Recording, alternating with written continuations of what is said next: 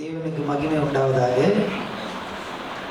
காலைதோறும் தேவனுடைய கிருபை அது புதிதாக இருக்கிறபடினாலே அந்த புதிய கிருபையினாலே தேவன் நம்மை நிரப்பி அவருடைய சமூகத்திலே அவருடைய பிரசன்னத்திலே தேவனை துதிக்க, தேவனை ஆராதிக்க தேவன் நமக்கு கிருபை பாராட்டி இருக்கிறார். ஹல்லேலூயா. கர்த்தர் நல்லவர்.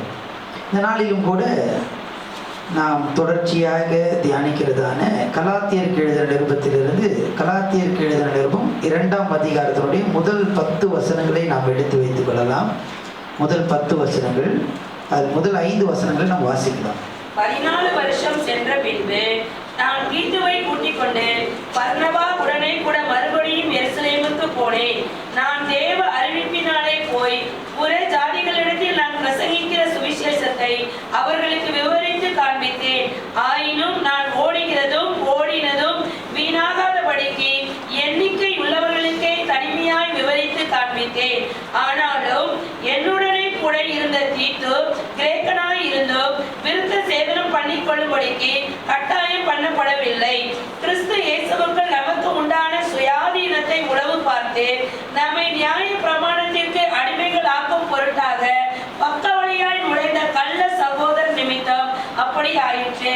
சுவிசேஷத்தின் சத்தியம் உங்களிடத்திலே நிலைத்திருக்கும்படி நாங்கள் ஒரு நாளிகை ஆகிலும் அவர்களுக்கு கீழ்ப்படிந்து இணங்கவில்லை. பரிசுத்த பவுல் முதல் சுவிசேஷ பயணத்தை அவர் ஆரம்பிக்கிறார். எங்கிருந்து அவர் ஆரம்பிக்கிறார் என்றால் அந்தியோகியாவிலிருந்து ஆரம்பிக்கிறார். நேற்றைய தினத்திலே முதல் அதிகாரத்தில் நாம் பார்த்தோம், அவர் தமஸ்கு வீதியிலே ஆண்டவர் அவரை தொட்டார்.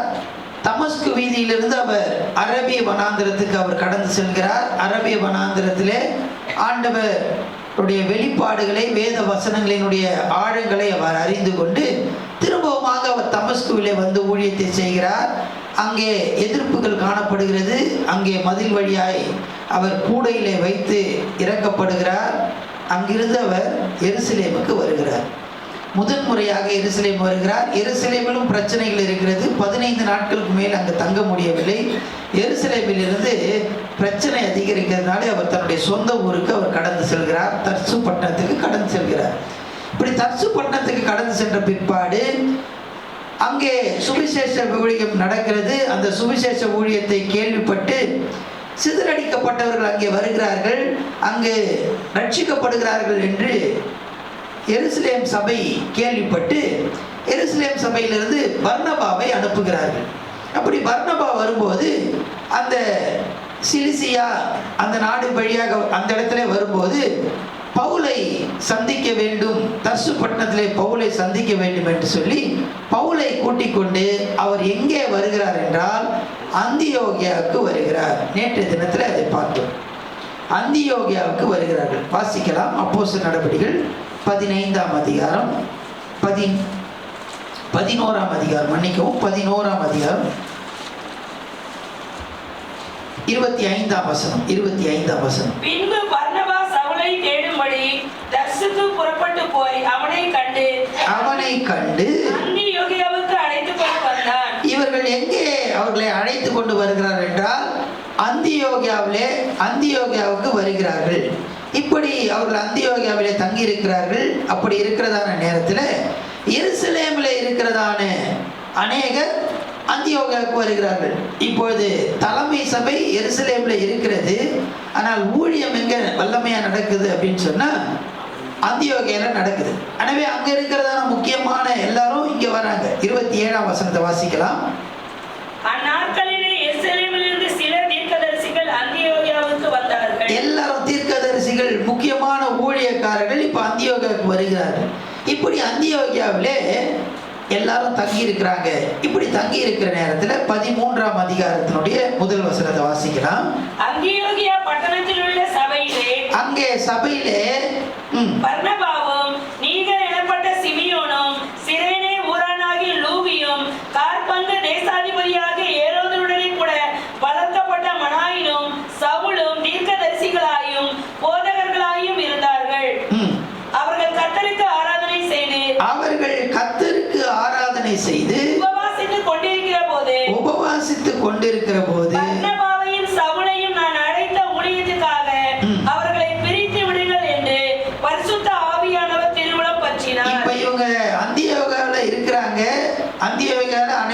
ஊழியக்காரர்களும் இருக்கிறாங்க. அங்க தங்கி ஆராதனை செய்து அந்த சபை வளர்ந்து கொண்டு இருக்கிறது. இப்படி அது ஒரு முக்கியமான சபையாக மாறுகிறது.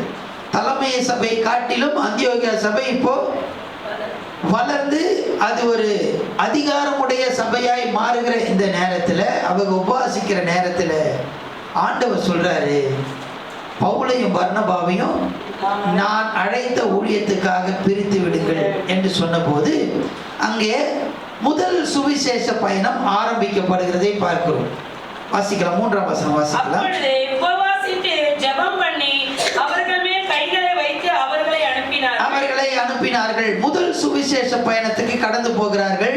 அதுல தலைவராய் இருக்கிறவர் யார் என்றால் பர்னபா தலைவராய் இருக்கிறார். ஏன்னா பர்னபா தான் அங்க சீனியர், சவுல் அங்க பவுல் வந்து ஜூனியர். அப்போ அதுக்கு பிற்பாடு தான் பவுல் எல்லாத்தையும் டிசிஷன் அவரு எடுக்கிறார். இப்போ பர்னபாவுடைய தலைமையில இவங்க ஊழியத்துக்கு கடந்து போகிறார்கள். எங்க ஊழியத்துக்கு போறாங்க அப்படின்னு சொன்னா கலிலேயா நாட்டுக்கு அவர்கள் ஊழியத்துக்கு போகிறார்கள். வாசிக்கலாம், 4ஆம் வசனம். அப்படியே அவர்கள் பரிசுத்த ஆவியினாலே அனுப்பப்பட்டு செலூக்கியா பட்டணத்துக்கு வந்து கப்பல் ஏறி அங்கிருந்து சீப்ரு தீவுக்கு போனார்கள். சாலமி பட்டணத்தில் வந்தபோது அவர்கள் இது சாலமி பட்டணம், பாப்போ பட்டணம் என்று சொல்லுது. அவங்க எங்க போறதுன்னு அவங்களுக்கு தெரியல. முதல்ல ஊழியத்துக்கு போகணும், எங்க போனோன்னு தெரியல. அப்படி போகும்போது யார் தலைமையில போறது? பர்னபா தலைமையில போறாங்க. இப்ப பர்னபாவுடைய சொந்த ஊர் எது அப்படின்னு சொன்னா சீப்ரு தீவு. அவர் சீப்ரு தீவை சேர்ந்தவர். அவர் சொல்றாரு, எப்பா நம்ம ஊருக்கு போகலாம் அப்படின்னு சொல்லிட்டு எல்லாரையும் கூட்டிகிட்டு என்ன பண்றாருன்னா அவருடைய சொந்த ஊருக்கு போறாங்க. சாலமி பாப்போ போறாங்க. அங்க ஊழியத்தை முடித்து விட்டு அங்கிருந்து கப்பல் ஏறி அவங்க அந்தியோகியாவுக்கு வருகிறதை நம்ம பார்க்கிறோம். இப்படி அந்த கலிலேயா என்பது ஒரு பெரிய நாடு. அதனுடைய எல்லா பகுதியும் அவங்களால சந்திக்க முடியல. அதனால தென்பகுதியை மாற்றம், கீழ்ப்பகுதி தென்பகுதியை மாத்திரம் அவர்கள் சந்திக்கிறார்கள். இப்படி இந்த ஊழியத்தெல்லாம் செய்து முடித்து 13-14 அதிகாரத்தில் இந்த ஊழியத்தெல்லாம் செய்து அவங்க என்ன பண்றாங்கன்னா திரும்பவுமாக அவர்கள் எங்கே வருகிறார்கள் என்றால் அந்தியோகியாவுக்கு வருகிறார்கள். எல்லா ஊழியத்தையும் முடிச்சுட்டு அந்தியோகியாவுக்கு வராங்க. இப்போ கலிலேயாவிலே சபை உருவாகி இருக்கிறது. சபை அங்கே நடக்குது. இப்படி இந்த சபையெல்லாம் நடந்து கொண்டு இருக்கிற நேரத்தில் இவங்க ஊழியத்தை முடித்துட்டு வந்துட்டாங்க. இப்போ இந்த சபையில் என்ன பண்ணியாச்சு அப்படின்னு சொன்னால் ஒரு காரியம் நடக்குது. அதுதான் இப்போ நம்ம கலாத்தியரில் வாசிக்கலாம். கலாத்தியருக்கு எழுதின நிருபம் முதல் இப்போ நம்ம வாசித்ததான அந்த 2ஆம் அதிகாரத்தில் 4ஆம் வசனத்தை வாசிக்கிறோம். இயேசுவுக்குள் நமக்கு உண்டான சுயாதீனத்தை உளவு பார்த்து இந்த ஊழியத்தெல்லாம் என்ன பண்ணாங்க? உளவு பார்த்து இந்த கலிலேயா அந்த சபையில, கலிலேயா நாட்டில் இருக்கிறதான அந்த சபையில பவுல் ஊழியத்தை செய்யறாரு, ரட்சிக்கப்படுறாங்க, எல்லாரும் சபைக்கு வராங்க. இதெல்லாத்தையும் உளவு பார்த்து நம்மை நியாய பிரமாணத்திற்கு அடிமைகளாக்கும் பொருட்டாக இப்ப என்ன பண்றாங்கன்னா எல்லாம் ரட்சிக்கப்பட்டு விடுதலையாக்கப்பட்டாங்க. பாவத்திலிருந்து அடிமைத்தனத்திலிருந்து எல்லாத்திலையும் விடுதலையாக்கப்பட்டவங்களை திரும்பவுமாக அவங்களை என்ன பண்ணணும்னு சொல்லி அடிமைகளாக்க வேண்டும் என்று சொல்லி வாசிக்கலாம். நுழைந்த கள்ள சகோதர நிமித்தம் இப்ப என்ன பண்றாங்க? யார் உள்ள வந்தது? கள்ள சகோதரர். எப்படி வந்தாங்க? நேரா வரல, பக்க வழியா உள்ள வந்துட்டாங்க. இவங்க உள்ள வந்து என்ன பண்றாங்க அப்படின்னு சொன்னா விருத்த சேதனம் பண்ண வேண்டும் அப்படின்னு சொல்லி இந்த சபையை கட்டாயப்படுத்துகிறதை நாம் பார்க்கிறோம். 1ஆம் அதிகாரம் 7ஆம் வசனத்தை வாசிங்க. வேறொரு சுவிசேஷம் இல்லையே, சிலர் உங்களை கலகப்படுத்தி கிறிஸ்துவினுடைய சுவிசேஷத்தை புரட்ட மனதாய் இருக்கிறார்களே அல்லாமல், கிறிஸ்துவினுடைய சுவிசேஷத்தை அவங்க என்ன பண்ணணும்னு நினைக்கிறாங்க? புரட்ட வேண்டும் என்று அவர்கள் நினைக்கிறார்கள். நான் சொன்னதான சுவிசேஷத்தை, நான் உண்மையான சுவிசேஷத்தை நான் சொல்லுகிறேன். இந்த சுவிசேஷத்தை தாண்டி பக்க வழியா வந்து உளவு பார்த்து பாஸ்டர்லாம் போயிட்டாங்க. இப்ப சபையை யார் தான் நடத்துறது? அங்க இருக்கிற உள்ளூர் பாஸ்டர் தான் நடத்தி கொண்டு இருக்கிறாருன்னு நினைச்சு இந்த நேரத்தில் என்ன பண்ணாங்க? அப்படியே சைடில் வந்து சொல்கிறாங்க, நீங்கள்லாம் கண்டிப்பாக என்ன பண்ணணும்? விருத்த சேதனம் பண்ணணும். நீங்கள் விருத்த சேதனம் பண்ணாதான் ஆண்டவரை ஆராதிக்க முடியும். 9ஆம் வசனத்தை வாசிக்கணும். முதலாம் அதிகாரம் 9ஆம் வசனம். முன் சொன்னது போல மறுபடியும் சொல்லுகிறேன், நீங்கள் ஏற்றுக்கொண்ட சுவிசேஷத்தை அல்லாமல் வேறொரு சுவிசேஷத்தை ஒருவன் உங்களுக்கு பிரசங்கித்தால் அவன் சபிக்கப்பட்ட. இப்படி வந்தவன் என்ன பண்றாங்க? பவுல் சொல்லுகிறார், வேறொரு சுவிசேஷத்தை அவர்கள் பிரசங்கிக்கிறார்கள். 13ஆம் வசனத்தை வாசிக்கலாம். நான் யூத மார்க்கத்தில் இருந்தபோது என்னுடைய நடக்கையை குறித்து கேள்விப்பட்டிருப்பீர்கள். தேவனுடைய சபையை நான் மிகவும் துன்பப்படுத்தி அதை பாழாக்கி என் ஜனத்தாரில் என் வயதுள்ள அநேகரை பார்க்கிலும் யூத மார்க்கத்திலே தேறினவனாய் என் பிதாக்களுடைய பாரம்பரிய நியாயங்களுக்காக மிகவும் பக்தி வைராக்கியம் உள்ளவனாய் இருந்தேன். மிகவும் பக்தி வைராக்கியம் உள்ளவனாய் இருந்தேன். எப்படி பக்தி வைராக்கியமா இருந்தேன்னு சொன்னா, அந்த 14ஆம் வசனத்துல யூத மார்க்கத்திலே தேறினவனாய். ஏதோ நான் சும்மா பக்தி வைராக்கியம் இல்ல, யூத மார்க்கத்தை நான் என்ன பண்ணிருக்கேன்? நல்லா தேறினவனா இருக்கேன். கமாலியல் பாதத்துல உட்கார்ந்து படிச்சிருக்கேன். நான் ஒரு யூத ரபிமாருக்கு கற்றுக் கொடுக்கிற அளவுக்கு தேர்ந்தவனாய் பவுல் இருக்கிறார். சொல்றாரு, நான் சொல்றேன் இதெல்லாம் தேவை இல்ல, ஆண்டவர் கொடுக்கிற ரட்சிப்பு நமக்கு போதும் அப்படின்னு சொல்லி சொல்றாங்க. ஆனா அங்க கலாத்திய நாட்டுல இந்த பக்க வழியாய் வந்ததான அநேக கண்டிப்பா விருத்த சேதனம் பண்ணணும்னு சொல்லி ஜனங்களை குழப்பி விடுறாங்க. இப்படிப்பட்ட சூழ்நிலையில தான் இந்த நிருபத்தை பரிசுத்த பவுல் அவர்களுக்கு எழுதுகிறார். இப்ப அவங்க எங்க இருக்கிறாங்க? பரிசுத்த பவுல் அந்தியோகியால இருக்கிறாங்க. சரிங்களா? இப்படி இருக்கிற நேரத்துல என்ன பண்றதுன்னே தெரியல. யாருக்கு? பவுலுக்கும் பர்னபா அவங்களுடைய டீமுக்கு என்ன பண்றது தெரியல. இப்படி இருக்கிற நேரத்துல என்ன பண்ணலாம்? நம்மளுடைய மேல இருக்கிறாங்களே ஊழியக்கார், அவர்கள்கிட்ட ஆலோசனை கேட்கலாம் அப்படின்னு சொல்லி ஆலோசனை கேட்கும்படியாக இந்த ஒரு சின்ன டீம் என்ன பண்றாங்க அப்படின்னு சொன்னா எருசலேமுக்கு போறாங்க. அப்ப எருசலேம்ல யார் இருக்கா அப்படின்னு சொன்னா, எருசலேம்ல வாசிக்கலாம். முதலாம் அதிகாரம்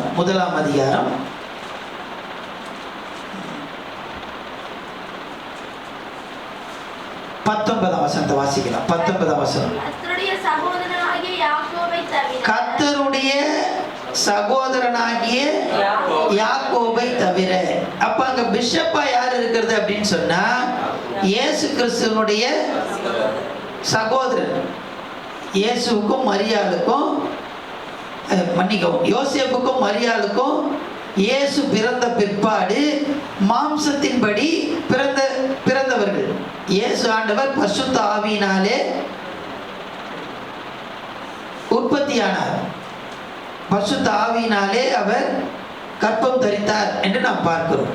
ஆனா மாம்சத்தின்படி யோசேப்புக்கும் மரியாளுக்கும் பிள்ளைகள் பிறந்தார்கள். அதுல யாக்கோபு அங்க என்ன பண்றாரு? இப்போ பிஷப்பா இருக்கிறார்.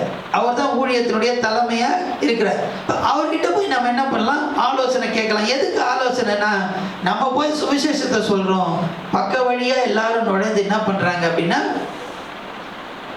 சுவிசேஷத்தை குழப்பி கண்டிப்பா விருத்த சேதனம் பண்ணணும் அப்படின்னு சொல்லி சொல்றாங்க. இது எது சரி, என்ன பண்ணலாம், ஒரு முடிவு எடுக்கலாம்னு சொல்லி அப்போஸ்தலர் நடபடிகள் 15ஆம் அதிகாரத்தில் எடுத்து வாசிக்க வேண்டாம். அங்க ஆலோசனை சங்கத்தை கூட்டுகிறார்கள். அங்க ஆலோசனை கேட்கும்படியாக அனுப்பப்படுகிறது. இப்படி அவங்க இந்த ஆலோசனை எல்லாம் கொடுத்து அனுப்புறாங்க. இந்த சூழ்நிலை சம்பந்தப்பட்டு தான் இந்த 2ஆம் அதிகாரம் காணப்படுகிறது. இந்த ஆலோசனை சங்க இந்த டைம்ல தான் இந்த நிருபத்தை அவர் என்ன பண்றாருன்னா எழுதுகிறார். இதெல்லாம் முடிந்த பிற்பாடு அப்போ அப்படி எழுதும் போது இந்த 10 வசனங்களிலே 2 காரியத்தை அவர் சொல்லுகிறதை நாம் பார்க்கிறோம். 2 காரியத்தை அவர் சொல்லுகிறார். நான் ஓடுகிறவனாய் இருக்கிறேன். வாசிக்கலாம். 2ஆம் வசனத்தை வாசிக்கலாம். நான் தேவ அறிவிப்பினாலே போய் புற ஜாதிகளிடத்தில் நான் பிரசங்கிக்கிற சுவிசேஷத்தை அவர்களுக்கு விவரித்து காண்பித்தேன். ஆயினும் நான் ஓடுகிறதும்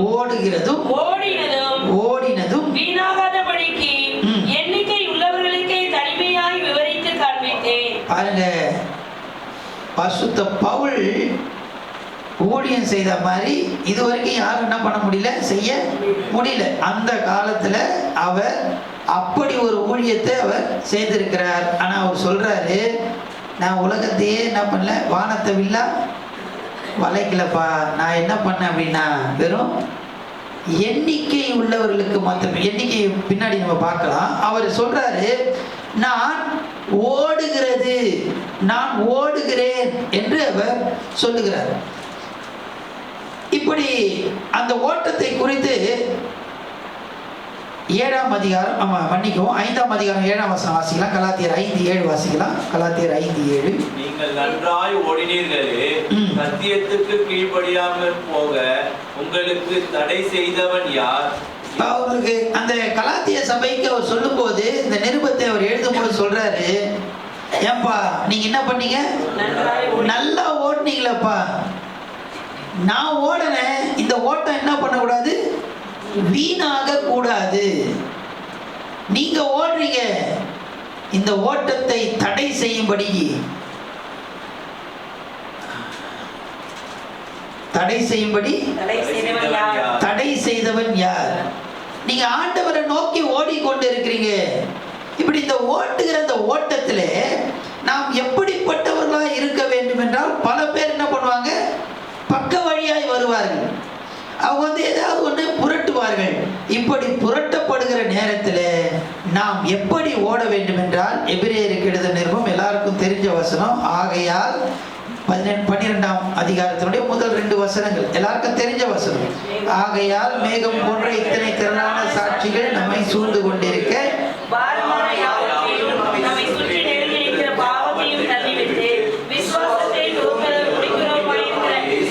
இயேசுவை நோக்கி நாம் ஓட வேண்டும். அல்லேலூயா, அல்லேலூயா. இயேசுவை நோக்கி எப்படி ஓட வேண்டும்? பொறுமையா ஓடணும். கொஞ்சம் வேகமா ஓடனா என்ன ஆயிடும்? இப்போ கவனிங்க, இப்போ 100 மீட்டர் ரேஸ் இருக்கு. ஓட்ட பந்தயத்தில் நிறைய விதங்கள் இருக்கு. 100 மீட்டர்ஸ் இருக்கு, 400 மீட்டர்ஸ் இருக்கு. அதுக்கப்புறம் கடைசியில் பார்த்தீங்கன்னா மாரத்தான் ஒன்று இருக்கு.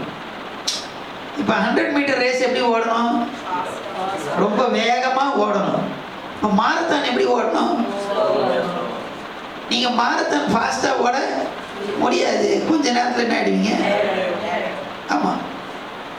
அதுக்கு ஓடும்போது பொறுமையாக ஓடணும். அப்போ தான் என்ன பண்ணணும், அந்த மாரத்தான் ரேஸை முடிக்க முடியும். இங்கே ஆண்டவர் சொல்கிறாரு, கிறிஸ்தவ வாழ்க்கை என்பது ஒரு ஓட்டம். நான் ஓடுறேன், இந்த ஓட்டம் வீணாக கூடாது. எப்படிப்பா வீணாகுது அப்படின்னு சொன்னா, கவனிங்க, ஒரு ஓட்ட பந்தயத்தில் ஓடும்போது நீங்க நல்லா ஓடி ஃபர்ஸ்ட்ல கூட வந்திருப்பீங்க. ஆனா எப்படி ஓடணும் அப்படின்னு சொன்னா, கோடு போட்டிருப்பாங்க 2 பக்கமும். ஓடுறவங்களுக்கு என்ன இருக்கும்? 2. அந்த கோட்டினுடைய எப்படி ஓடணும்? நடுவுல ஓடணும். நீங்க கோட்டை மிதிச்சிட்டீங்க அப்படின்னு சொன்னா, நீங்க ஃபர்ஸ்ட் வந்தாலும் என்ன கிடையாது, பரிசு உங்களுக்கு கிடையாது. ஏன் அப்படின்னா, எங்க ஓட்டிங்க? பக்க வழியா வந்துட்டீங்க. நேரா இருக்கணும். இது மாதிரிதான் இவங்க எப்படி வராங்கன்னா, பக்க வழியா வராங்க. இந்த பக்க வழியாய் வந்தீங்கன்றால் நீங்கள் பரிசை இழந்து விடுவீர்கள். நீங்க ஓட வேண்டியது எதை பார்த்து ஓட வேண்டும் என்றால், இயேசுவை பார்த்து ஓடுங்கள். இயேசுவை பார்த்து ஓடுங்க. அவர் சொல்லுகிறார், 3ஆம் வசனத்தை வாசிக்கலாம். ஆனாலும் என்னுடனே கூட இருந்த தீத்து கிரேக்கனாய் இருந்தும் விருத்த சேதனம் பண்ணி கொள்ளும்படிக்கு கட்டாயம் பண்ணப்படவில்லை. அவன் கிரேக்கன், யூதன் தான் விருத்த சேதனம் பண்ணுவேன். இவர் கிரேக்கன். இவர் விருத்த சேதனம் நாங்க என்ன பண்ணல, கண்டிப்பா பண்ணணும்னு இவர் என்ன பண்ணல, கட்டாயப்படுத்தல. இவர் என்ன பண்றாரு, ஓடுறாரு. இப்படி இயேசுவை நோக்கி நாம் ஓட வேண்டும். பக்க வழியா வர்றவங்களாம் சொல்லுவாங்க, இதை செய்யணும், அதை செய்யணும், இதை செய்யணும்னு சொல்லி. அதெல்லாம் நமக்கு தேவையில்லை. நாம் ஓட வேண்டிய ஓட்டத்தில் எப்படி ஓட வேண்டும் என்றால், இயேசுவை நோக்கி பொறுமையாக வாசிக்கலாம். அந்த வசனத்தை எடுத்தவங்க வாசிங்க. மேகம் போன்ற இத்தனை திரளான சாட்சிகள் நம்மை சூழ்ந்து கொண்டிருக்க, பாரமான யாவற்றையும் நம்மை நெருங்கி நிற்கிற பாவத்தையும் தள்ளிவிட்டு, விசுவாசத்தை துவக்குகிறவரும் முடிக்கிறவருமாய் இருக்கிற இயேசுவை இயேசுவை நோக்கி நமக்கு நியமித்திருக்கிற ஓட்டத்தில் ஓடக்கடவோம். நமக்கு நியமித்து, அதான் அந்த 2 ட்ராக். அந்த ட்ராக் உள்ள நமக்கு நம்பர் கொடுத்துருப்பாங்க, 1 2 3 7 8 அந்த மாதிரி. அந்த நம்பருக்குள்ளதான் என்ன பண்ணணும்? ஓடணும். அந்த நம்பரை மாறி 7 நம்பர்னா 6ல நீங்க ஓடினீங்கன்னு வச்சுங்க, பரிசு கிடையாது. உங்களுக்கென்று ஆண்டவர் ஒரு ஓட்டத்தை வைத்திருக்கிறார், அதுல ஓட வேண்டும். பக்க வழியாய் வந்தவர்களுக்கு நாம் செவி சாய்க்க வேண்டிய அவசியம் இல்லை. அதுதான் பரிசுத்த பவுல் இந்த இடத்துல ஆவியானவருடைய துணையை கொண்டு அவர் சொல்லுகிறதை நாம் பார்க்கிறோம். நம்பர் 1, அவர் சொல்லுகிறதான காரியம் ஓடுகிறவன் என்பதை அவர் சொல்லுகிறார். அடுத்தபடியாக 6ஆம் வசனத்திலிருந்து 10ஆம் வசனம் வரைக்கும் நாம் வாசிப்போம். என்றால் நேரம் கடந்து போகுது, அதனால வாசிக்க வேண்டாம். 6லிருந்து 10 வரைக்கும் வாசிப்போம். என்றால் 9ஆம் வசனத்தை மாத்திரம் வாசிக்கிறோம். 9. எனக்கு அறிந்த போது தூண்களாக எண்ணப்பட்ட யாக்கோபும் ஏவாவும் யோவானும் தாங்கள் விருத்த சேதனம் உள்ளவர்களுக்கும் நாங்கள் புறஜாதிகளுக்கும் பிரசங்கிக்கும்படி அந்யோன்ய ஐக்கியத்திற்கு அடையாளமாக எனக்கும் பர்னபாவுக்கும் வலது கை கொடுத்து. ஓகே, 6ஆம் வசனத்தை வாசிக்கலாம். 6ஆம் வசனம். அல்லாமலும் எண்ணிக்கை உள்ளவர்களாய் இருந்தவர்கள் எனக்கு ஒன்றும் போதிக்கவில்லை. எண்ணிக்கையாய் இருந்தவர்கள். இரண்டாவதாக இந்த பகுதியிலே பரிசுத்த பவுல் சொல்லுகிறதான காரியம், முதல்ல ஓடுகிறதை குறித்து அவர் சொல்லுகிறார். இரண்டாவது எண்ணிக்கை உள்ளவர்கள். 2ஆம் வசனத்திலையும் அதை நம்ம வாசித்தோம். 2ஆம் வசனத்துல வாசித்தோம்ல, எண்ணிக்கை உள்ளவர்களுக்கே கடுமையாக விவரித்து காண்பித்தேன். எண்ணிக்கை உள்ளவர்களுக்கே. இந்த எண்ணிக்கை உள்ளவர்கள் என்றால் உக்ரானக்காரனாய் இருக்க வேண்டும், ஓடுகிறவனாய் இருக்க வேண்டும். இரண்டாவது, இப்படிப்பட்ட சூழ்நிலையில உக்ரானக்காரனாய் இருக்க வேண்டியது அவசியம். இந்த உக்ரானக்காரன் என்னன்னா, அவர் கணக்குல ரொம்ப எப்படி இருப்பாரு? கவனமா இருப்பார். உக்ரானக்காரனா ஸ்டூவர்ட். உக்ரானக்காரன் எண்ணிக்கை உள்ளவர்களா இருக்க வேண்டும். வாசிக்கலாம். 2 கொரிந்தியர் 4ஆம் அதிகாரம் முதல் 2 வசனங்கள். 2 கொரிந்தியர் 4 முதல் 2 வசனம். இப்படிப்பட்ட ஊழியத்தை உடையவர்களாகிய நாங்கள் இரக்கம் பெற்றிருப்பதால் சோர்ந்து போகிறதில்லை. வெட்கமான அந்தரங்க காரியங்களை நாங்கள் வெறுத்து தந்திரமாய் நடவாமலும் தேவ வசனத்தை புரட்டாமலும் சத்தியத்தை வெளிப்படுத்துகிறதினாலே தேவனுக்கு முன்பாக எல்லா மனுஷருடைய மனசாட்சிக்கும் எங்களை உத்தமர் என்று விளங்க பண்ணுகிறோம். மன்னிக்கவும், அந்த வசனங்க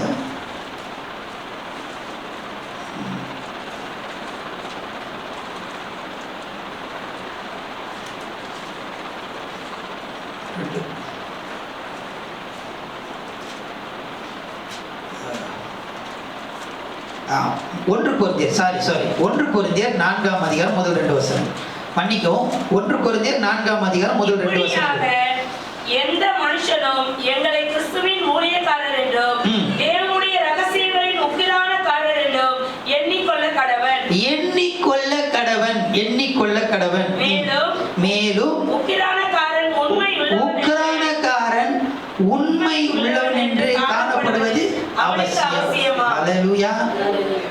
இந்த இடத்துல பரிசுத்த பவுல் 2 காரியங்களை சொல்லுகிறார். இந்த கலாத்திய சபையே சூழ்நிலை பார்த்தீங்கன்னு சொன்னா, உங்களை எதிர்த்து, உபதேசங்களை எதிர்த்து அநேகர் வந்து கொண்டிருக்கிறார்கள், உங்களை கட்டாயப்படுத்துறாங்க. இப்படிப்பட்ட சூழ்நிலையில எப்படி இருக்க வேண்டும் என்றால், 1 ஓடுகிறவனாய் இருக்க வேண்டும். இரண்டாவதாக உக்ரானக்காரனாய், எண்ணிக்கை உள்ளவர்களாக, கணக்கு கரெக்டா இருக்கணும். உக்ரானக்காரன் எப்படிப்பட்டவனாய் இருக்க வேண்டும் என்றால், உண்மை உள்ளவனாக இருக்க வேண்டியது அவசியம். நீங்க உண்மை உள்ளவர்களா இருந்தீங்கன்னா இப்படிப்பட்ட எல்லா காரியத்தையும் நீங்கள் மேற்கொள்ள முடியும். நம்மை எதிர்த்து வருகிறதான இந்த காரியங்களை மேற்கொள்ள முடியும். அதுதான் இங்கே பசுத்த பவுல் தேவ ஆவியினாலே சொல்லுகிறார். சூழ்நிலைகள் எப்படி வேணா இருக்கலாம், சபையில அநேக காரியங்கள் எழும்பலாம், உபதேச கோளாறுகள் ஏற்படலாம். இன்றைக்கு உலகம் பார்த்தீங்க அப்படின்னு சொன்னா உலகத்துல புது புது உபதேசங்கள் வந்து கொண்டே இருக்கிறது ஒவ்வொரு நாளும். ஒருவர் இப்படி சொன்னார், India is a fertile land for cult அப்படின்னார். அப்படின்னா என்னன்னா, இந்தியா தான் துருபதேசத்தை வளர்விக்கிறதான நல்ல மண். இந்தியாவில் வந்து எந்த துருபதேசத்தையும் போட்டால் அது நல்லா என்ன பண்ணும், விளையும் அப்படின்னு சொல்றாரு. பாருங்க, அப்படிப்பட்ட ஒரு சூழ்நிலையில நம்ம இருக்கிறோம். ஒவ்வொரு நாளும் உபதேசங்கள் புதுசு புதுசா ஒன்று வந்துட்டு இருக்கு. நம்ம செய்ய வேண்டியது என்னன்னா, ஓடுகிறவர்களா இருக்க வேண்டும். எதை நோக்கி ஓடணும்னா இயேசுவை நோக்கி ஓடணும், பொறுமையோடு ஓடணும். நமக்கு நியமித்து இருக்கிறதான அந்த ஓட்டத்தில் நாம் ஓட வேண்டும். இரண்டாவதாக, நம்ம கையில் ஆண்டவர் கொடுத்திருக்கிறார்ப்பா, அந்த காரியத்தில் நம்ம உண்மை உள்ளவர்களாக காணப்பட வேண்டியது அவசியம். ஹல்லேலூயா. இப்படிப்பட்டவர்களாக நாம் இருக்கும்போது எந்த சூழ்நிலை எப்படிப்பட்ட பிரச்சனை வந்தாலும் நாம் நிலைத்து நிற்க நம்மால் முடியும். ஹல்லேலூயா, ஹல்லேலூயா. தேவன் தாமே இந்த வசனங்களை நமக்கு ஆசீர்வாதமாய் மாற்றுவாராக. கண்ணில் மூடி கர்த்தரை நோக்கி நாம் பார்க்கலாம்.